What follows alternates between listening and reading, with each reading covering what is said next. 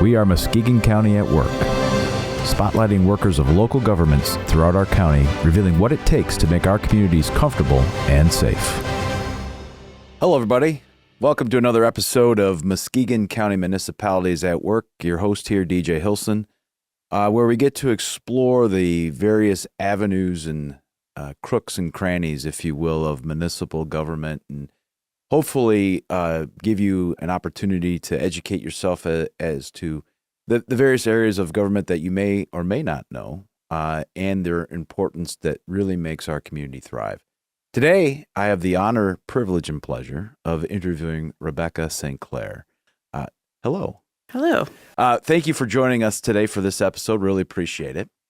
Thanks for the invitation. You're welcome. I always like to start with having my guests talk a little bit about themselves, a little bio, if you will, as to where you came from, what you do, and how you got to where you are today. Okay. So I am a proud resident of the City of Muskegon. I have been here for about 24 years now. I relocated from all over West Michigan. I grew up in Oceana County, and Muskegon was the closest big city. So I was pretty familiar with it, but I'd never lived here. I have since moved into the community and discovered that I love it with my whole heart. I am a City of Muskegon at-large commissioner, and I am also the current vice mayor, which is an appointed position on the commission. So. All right, so let's talk a little bit about before I get into that question, explain what at-large means. Sure. So people understand that. So the City of Muskegon has two kinds of commissioners. We have ward commissioners and at-large commissioners. So there are 4 wards that are neighborhoods in the city. So the city is divided up into 4 sections, and each section has a ward commissioner. And then there are 2 at-large commissioners and the mayor that are representing the whole city. So every 2 years, there is another election that is either a ward commission or an at-large commission. And we do happen to be in an election year, and it is an at-large election year. So this year, people will have the opportunity to choose their at-large commissioners and their mayor. And so if I understand, which is interesting, as opposed to being representing a section of the city, you are representing the city as a whole. Yes. So the wards 1 through 4 actually get to vote for their ward commissioner as well as their at-large commissioner. So the way that Muskegon has it structured is really neat. Every constituent in the city has 4 representatives that represent them directly. They have their ward commissioner, they have both the at-large commissioners and the mayor, who are always providing them with a majority of the commission. That's fascinating. Now, you also indicated this time around that you are the vice mayor. Yeah.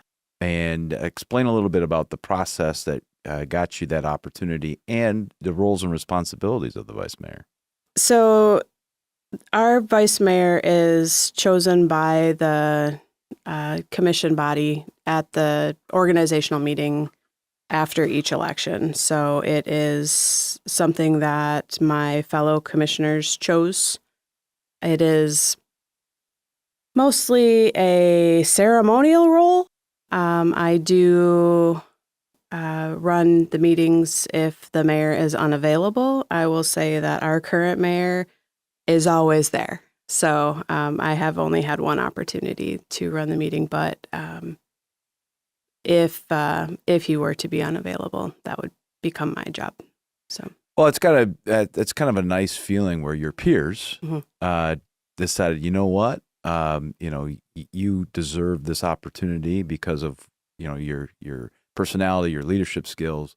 So that's kind of a nice feeling. Yeah, I was really proud of that, and that actually happened in my first term, which I think is unusual. But we do have a pretty young commission right now. There are actually currently there is only one commissioner who has served more than one term. So I'm one of the senior commissioners, even though I'm still in my first term. So let's talk a little bit of, you indicated in your kind of your opening here, Mm-hmm. you've been in the community for over 20 years. Mm-hmm. And what was it that piqued or sparked your interest in running for commissioner? Boy, I have always been politically informed. I always know who's running. I know who is the elected. I know kind of what their values are and what direction they move, but it had never been something that I had thought about personally to run. I have supported several friends who have run. I've knocked lots of doors and donated lots of money, and I just hadn't thought of it for myself. And before the last election, my friend Ken Johnson actually was the commissioner at large, and he reached out to me to ask me if I would consider running for the seat that he was moving out of in his run for mayor. And my immediate response was no. And I didn't even think about it. No. And I laughed, and he was like, well, why not? And I didn't have a good answer. And I told him I would take the weekend to think about it. And my husband happened to be out of town, and I had all the time in the world to sit and think about it. And the more I thought about it, the more it was clear that I didn't have a good reason not to run. And I had a lot of good reasons too. I'm a social worker by education and trade, so I care really deeply about issues that not everyone does. But I also have a master's in public administration, so I have a little bit of knowledge about how governments run in ways that a lot of people don't. I understand some of the back end things that aren't intuitive or obvious if you haven't had the opportunity to get that knowledge. And I also really care a lot. And as I was thinking through those things, I talked to some close friends and some trusted folks, and I realized that the only reason why I could say I shouldn't run was because I was afraid. And I try very hard to not do things because I'm afraid. So with that out on the table, as it were, it became clear that I needed to do it. So when I decide to do something, I do it as hard as I can. So I threw myself all the way in and had a successful race. So I guess as people are watching this, and obviously there's a lot of people that have strong feelings about the direction that, whether it be the city, county government goes. What would be your advice to them about, taking that time to think about whether or not running for public office or that public service would be in their interest to do so? Sure. So you have to have a really thick skin. I had the pleasure of learning how to be a social worker in the juvenile detention facility. And I was a youth specialist, and I had,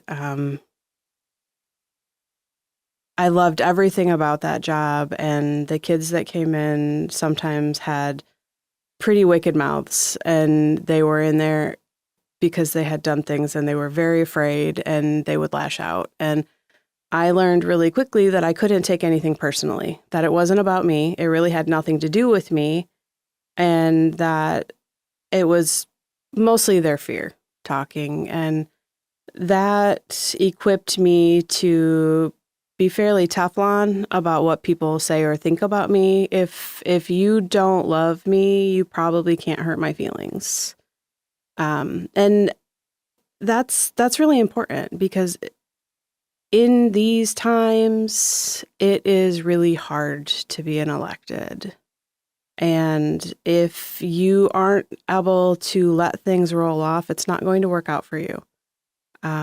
I think another thing that is really important is to be able to put what you think personally aside and look at what is important, what is the best for the most. And there have been issues that I have voted on that I have different personal feelings about, that I've had to put my own thoughts and feelings aside and look at what is best for the whole of Muskegon and the whole of Muskegon County, because I know that even though I'm a city commissioner, everything that I do has an impact on the broader community. We are a hub, and it really resonates with what we do. So if people are a single issue, or if they have an axe to grind, or if they're looking to focus on specific outcomes, I would suggest that they think really hard about what happens when you meet that goal, or when you don't meet that goal. Do you still have the energy to keep doing this? Because it's really hard work. It's a lot.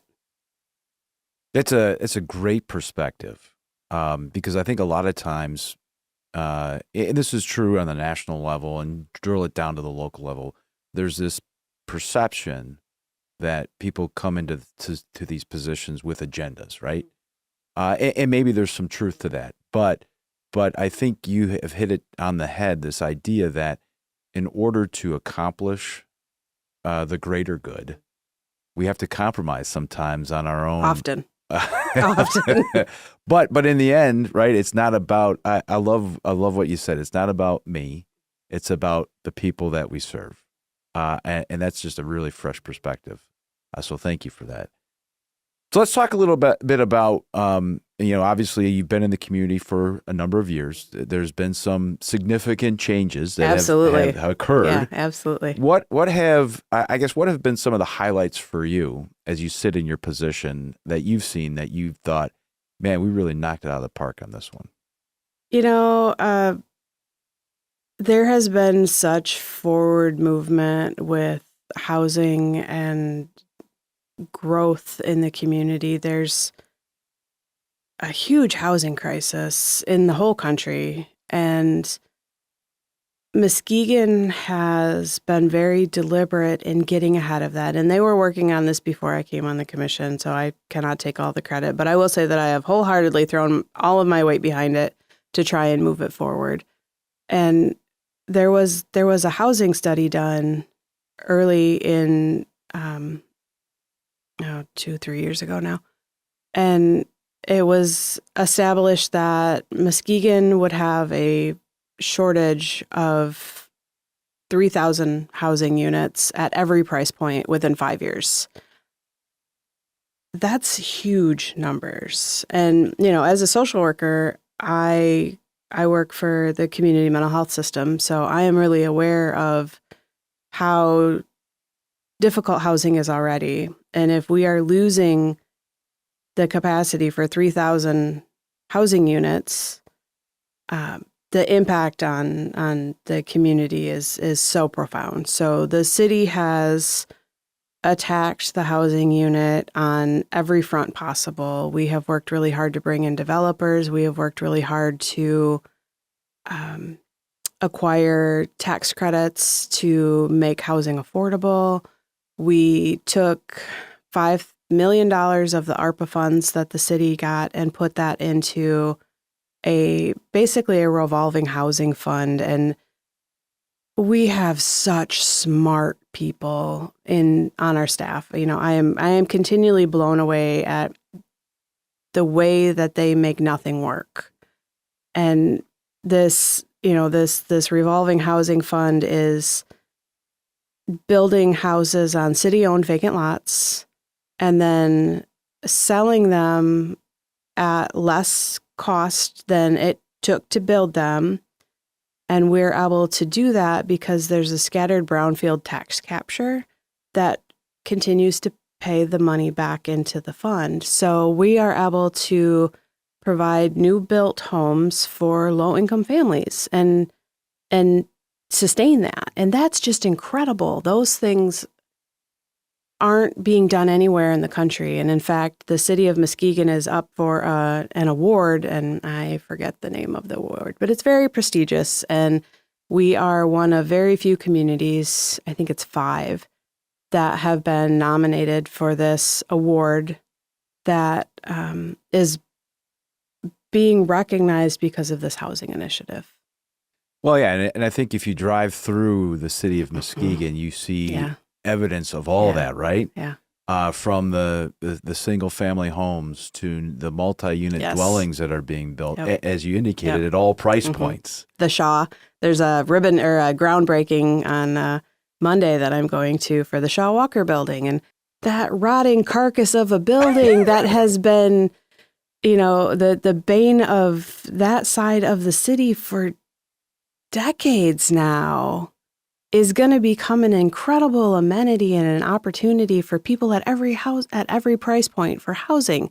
You're going to have folks that are income-based on vouchers living in the same building as folks who have the penthouse suite in the Lakeview. And that is what Muskegon needs to look like. Like everybody is in it together. Along those lines, what has your experience been? Because certainly I have said this many times publicly about what I feel in a lot of different areas as this collaborative spirit that seems to exist at all levels in this community, which is, I think sometimes I take it for granted because you go outside of Muskegon and you don't experience that.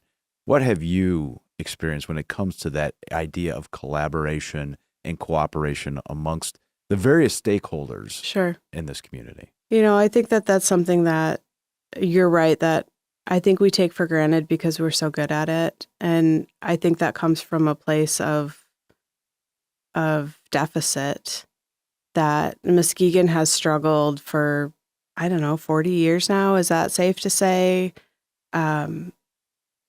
And the only way that we move things forward is if we all put our back into it. And there has been such sustained energy over and around moving the hard things forward. And I'm continually impressed with how hard everyone works to make this community good for everybody. We're working on a busing initiative right now.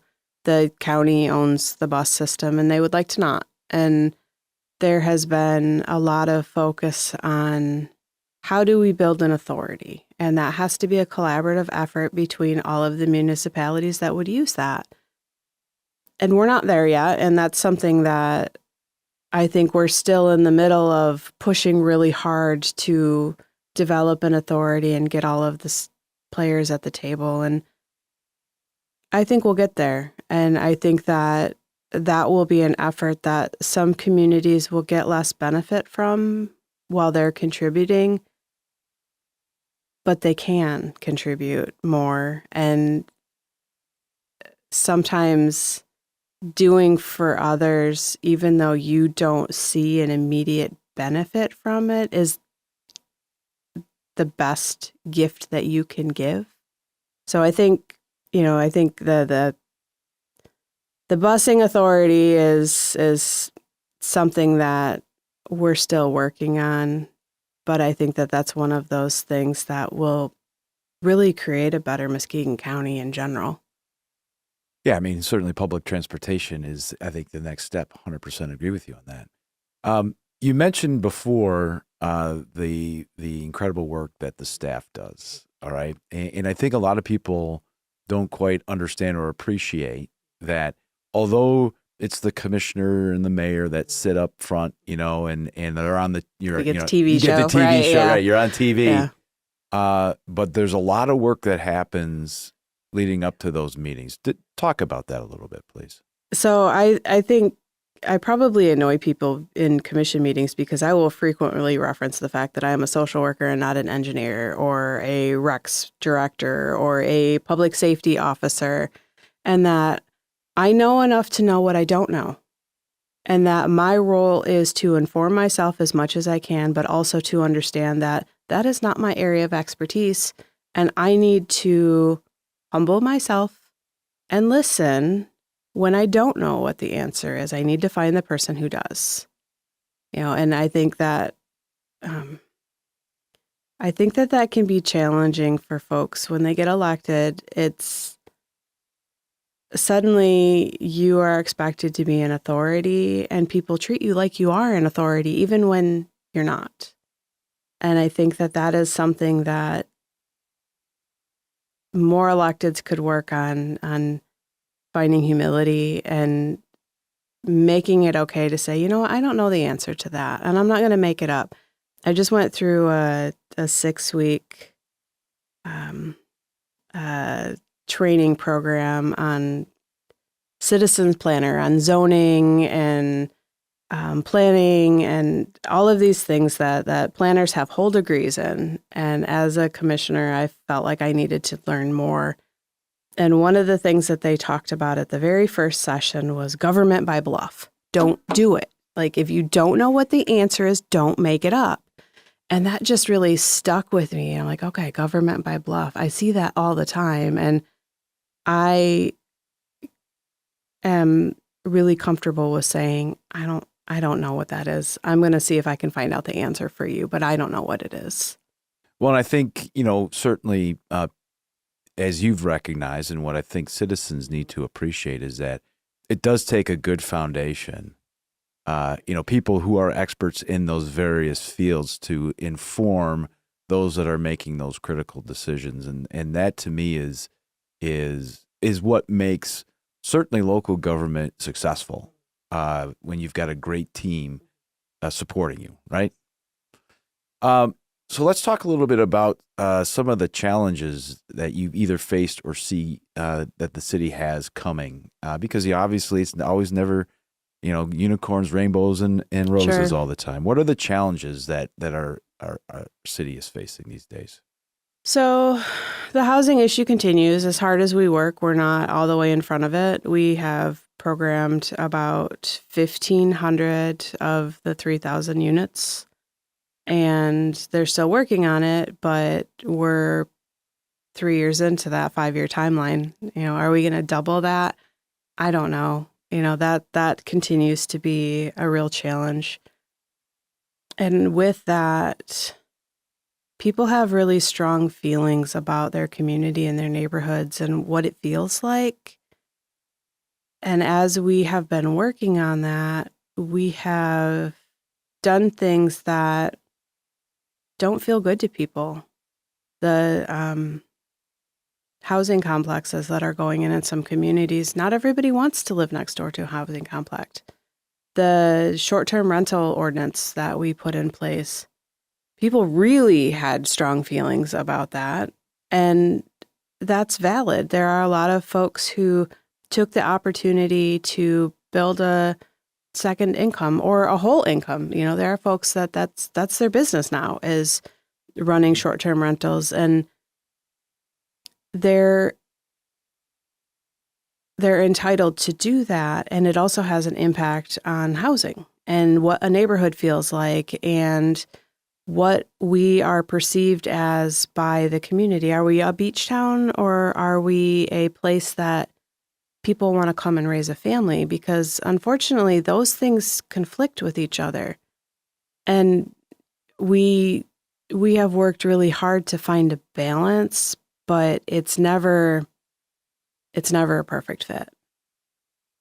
Yeah, I mean, again, I'm sure you found yourself, as others have, that sometimes a decision is made and somebody's going to be upset. Oh, absolutely. I figured that out right away. I feel like I know I am doing a good job when everyone's a little mad at me. That if there's anyone who is super happy with me all the time, I'm not doing it right, because I should be riding a line that isn't perfect for anyone, but is good enough for everyone. Yeah, absolutely. So I want to dive into your social work here for a little bit, if that's okay. Sure. What drew you to that profession? So I grew up pretty rough. I had a single mom who never had enough money, and I personally know what it's like to be hungry. I got myself through high school after being in the foster system and just kind of floated for a while, living from place to place. I moved around West Michigan, trying to figure out how to adult. And when I got to be about 25, I decided it was time to go to college. And I took myself to MCC and enrolled in a math class and a psychology class. And I didn't know what I wanted to do when I grew up, but I knew I wanted to help people. So I took a psychology class, and very early in the semester, like the first or second week, I was talking to the professor after class and said, I think I want to go into psychology. And she asked me some questions and very quickly told me, well, you don't actually want to go into psychology. You want to be a social worker. And I was like, no, I don't want to take people's kids.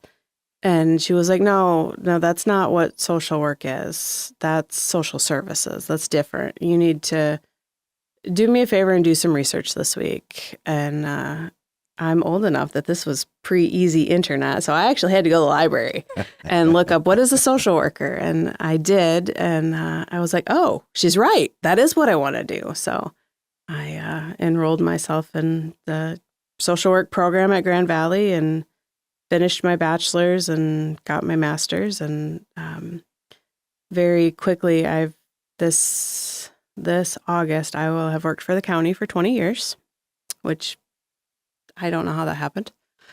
Blink of an eye. Yeah, really. But I worked for the juvenile detention center a few times. I started off there as a youth specialist while I was going to grad school, and then came over to the community mental health, and then went back to the detention center as the program manager, and then came back to Health West now, where I am a youth services manager, and I manage about half of the youth department teams. So, young people, youth, what have you seen, maybe recently or in the last 5 years? Where does the conflict and the struggle sit these days with the modern young people? Yeah, it's interesting because I've been working with youth for roughly 20 years now, and where they struggle has changed a lot. And so much of the struggle right now is around loneliness. They don't know how to communicate with each other. And so much of that comes back to the isolation and the connectedness that electronic devices brings. They don't have to be together in the same space to communicate anymore. And having a face-to-face conversation feels really different than having a conversation over a device. And it allows people to treat each other in ways that they never would if it was face-to-face. And that, there's so much bullying and there's so much isolation that was just not a thing. You might get a nasty note stuck in your locker once in a while, but people weren't going to the effort to bully in the same sustained way that they do now. And that has a really significant impact on kids' mental health. I couldn't agree with you more. And yeah, the technology is wonderful. It is. I mean, it does open the door to a lot of different things. Like you talked about, the library now is in our pocket, right? But there is this indirect consequence to that. And so this may be I won't say unfair, but I'm just curious in your own mind, your position as a commissioner, obviously the things that you deal with in the social work profession, do you ever see an opportunity to marry those two in order to help resolve some of that? And that may be the, $60 million question, right? But do you see opportunities in order to, I won't say push a mission, but there is that, is there that opportunity, I guess is maybe the better question. Yeah, I can think of a couple of different ways that I have had the opportunity to lean in on that. And one is housing, right? I keep talking about that, but that is baseline. But the other one is the parks and rec system. Muskegon retired their recreational program about 20 years ago because of funding issues, not because there wasn't need. And in that time, we saw a pretty significant uptick in crime and in poverty and in poor outcomes in schools. And I'm not saying that the dissolving of the rec program caused all that, but it certainly has a contributing factor. And one of the things that this particular commission can be really proud of is we were able to reinvigorate a Parks and Rec program that was dead, was buried, hasn't been a thing. We now have parks staff. We have parks funding. Love or hate the paid parking at the beach, but it has been such a gift to the youth in the community that has enabled us to fund the recreation program. It has enabled us to put in play structures in parks that haven't had any sort of maintenance and like structural maintenance. Like we mow the lawn, we pick up the trash, but there are parks that have had the same playground for 25 years, and that's not safe. So are you bringing your kid to the rickety park where they're going to get slivers? Probably not. And there are a couple of neighborhoods that they only had one park, and that park did not have a safe play structure. So those things have significant impact in what our community looks like. And when I talk about, Muskegon is kind of the center of the universe, we rely on the surrounding communities to help us. And we provide amenities and we provide the downtown for the whole community, but we can't carry that. And, I have taken a lot of heat over the paid parking, but I don't regret it at all because I can go to Reese Field and see the new pavilion, and I can go ride the shuttle from Jackson Hill all the way to the beach now for free. And that is specifically because people who don't pay taxes in the city are now having to pay to park their car there. And I think it's a huge piece of information that I think sometimes taxpayers forget that, as much as we rely on government and its entities, it doesn't come for free. No, it's very expensive. And if you want things for your kids, or if you want somebody to pick up your trash, or you want to take that shuttle from your neighborhood to the beach for free, there's got to be a structure that helps pay for that. And so, you pay, my son who works at the deck just paid his $40 for his seasonal pass. Now, okay, it's up from last year. Yep. But understanding now that money is being funneled back entirely for the betterment of the community at large, I think is really important for people to understand. Yeah, I agree. And I don't know how we message that more thoroughly, but I think that there is a lack of understanding of where that money is going. Some of it pays for the upkeep of the beach itself. Some of it pays for parking enforcement. And the rest of it goes into the parks. None of it goes into the general fund. It is the only place that money is going is to fund amenities for the community. And last time I checked, now you can correct me if I'm wrong, but like all other government entities, City of Muskegon is pretty transparent. Oh yes, very about where it's coming from and where it goes, right? Yes. And how can people who are curious or should be curious, right? Yes. Where can they find that information? So you have perfect timing because we are in budget season right now. We had a work session earlier in the month last month that they went through the whole budget. It is on the work session. What is today? On Monday. You can watch the commission meeting on Facebook or on the local TV channel. I think it's 96, or you can watch it on YouTube. There's a live feed, or you can go back and watch it at your own pleasure. We also post that feed to the city website after it's done. So if you want to pull up the documents, which are also publicly available on the city website, you can go through the budget along with us in real time if you like. They will spell it out item by item at the work session on Monday, and then it will be voted on Tuesday. And how often does the city, the commission meet? Oh, gosh, we meet a lot. We have 2 regular meetings. So the second and the fourth Tuesday is our regular meeting. And then the Monday before the second Tuesday, which isn't always the second Monday. Sometimes it's the first. Sometimes it's the third, is our work session. And we don't generally do business there. It's just we're learning.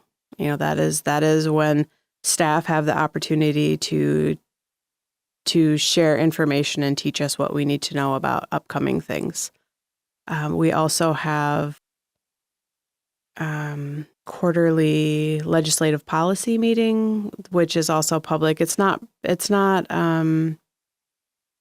broadcast, but you can come, and all of the meetings are posted, where we go over upcoming policy changes or things to be aware of in the community, how the water fund is going.